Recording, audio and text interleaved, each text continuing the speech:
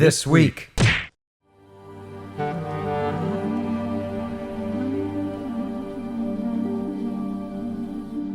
The long-awaited hand-to-hand combat update for Swordsman finally went live last night, and after a rocky launch, Sin Studio seemingly got all the bugs and glitches worked out.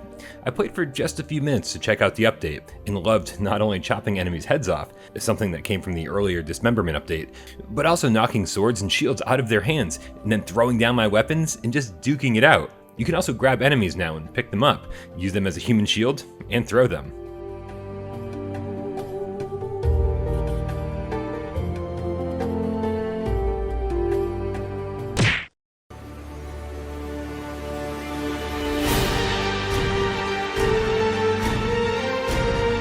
Zen Studios updated Star Wars Pinball earlier this week with yet another brand new table. The Droids table sets you on an adventure with R2-D2 and C-3PO and includes a ton of new unlockables for your fan cave, all for free. Keep the updates coming, Zen. This stuff's incredible.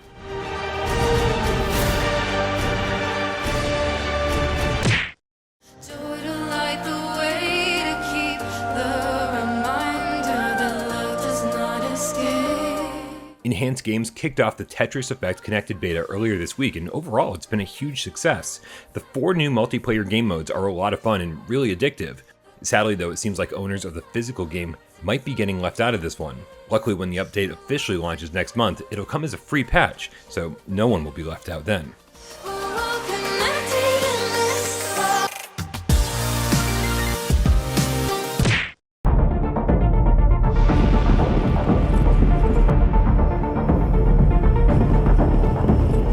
Just a quick reminder that the savior of physical media, Perp Games, just released Solaris Off-World Combat on disc. If you can't find it at your local retailer or online, make sure you check out perpgames.com and place your order there.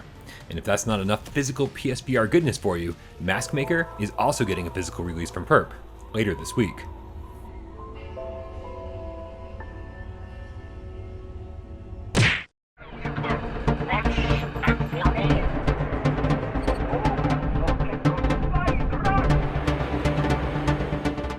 With all the excitement around Ivanovich's next game 2076, it might have been easy to forget that we never actually got 1976 back to Midway here on PSVR.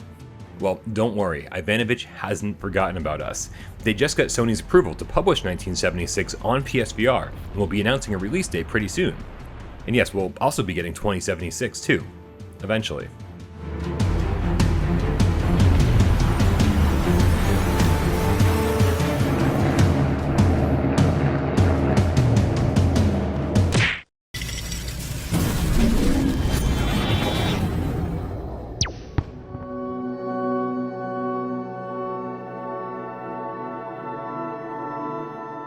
We have quite a few developers that hang out on our Discord, but we never thought that when we jokingly made suggestions to them about what we want in VR games, that one of them would actually follow through.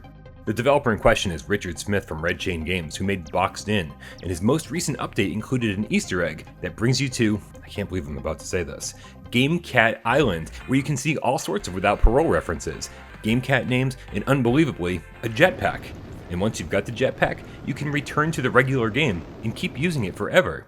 So here's how you access it. Make sure continuous motion is on, then set the game to 5 colors, block style matches, and then start a game of survival. Once you're pushed out the back wall, wait for the door to close, then hold L2 and R2 until you're magically transported.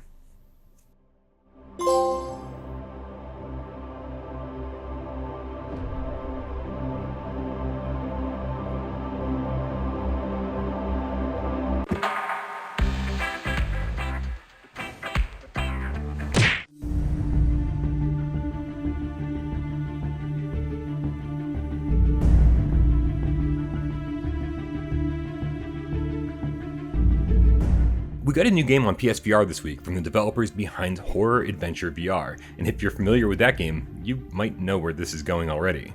Divided into 4 missions, Space Explorer VR lets you experience a shuttle launch, explore a space station, float out in space, and then return to Earth. But all 4 missions are complete garbage, with some of the worst graphics we've ever seen in VR. Horrible gameplay, if you can even call it that, and the whole thing just feels like a bad joke.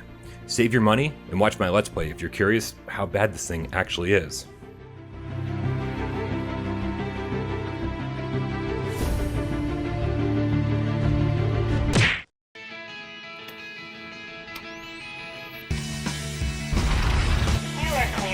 back. Developer BitPlanet Games isn't ready to announce many details about their next Ultra Wings game, tentatively titled Ultra Wings Next, but they have shown off a few really low-res animated GIFs and said to expect about 240 missions. We're definitely looking forward to hearing more about this one soon.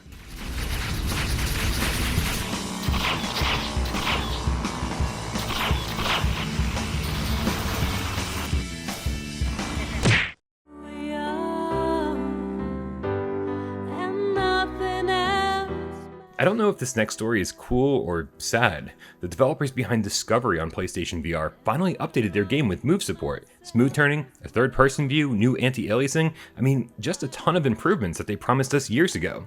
And Discovery might have actually had a chance back then. It was essentially Minecraft for PlayStation VR, minus the survival mode. But since then, we got real, official, actual Minecraft, making Discovery pretty much obsolete in the meantime. Never care for what they do.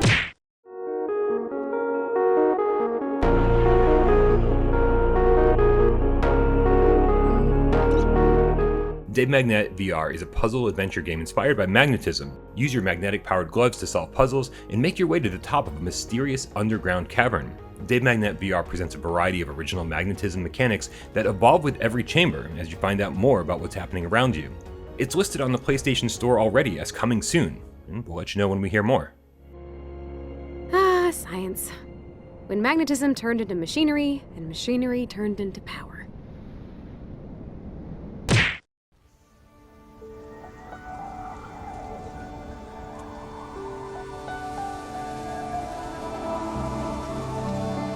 The spirits are trapped in the curse of the earth and go on their own journey to complete their souls before they slowly die. Many souls end up trapped in the curse of the earth because they couldn't complete their journey in time, spent a long time building high towers to become the stars of the universe. Okay, Wind looks like the squishy sequel that no one outside of That Guy Is Will was asking for, but the art style and handcrafted levels here look pretty stunning.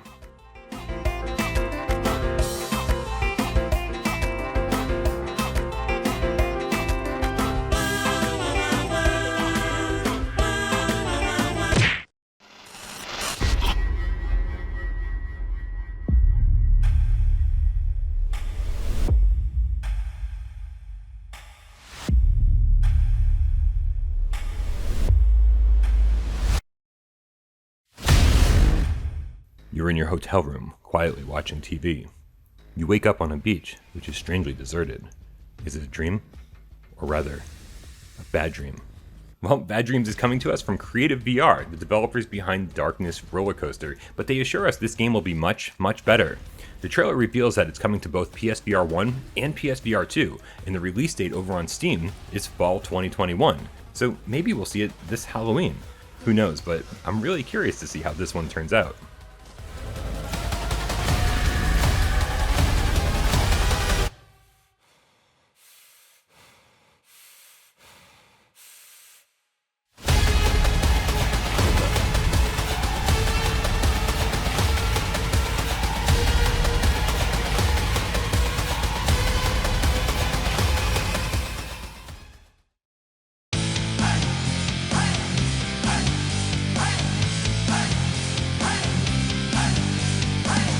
This week.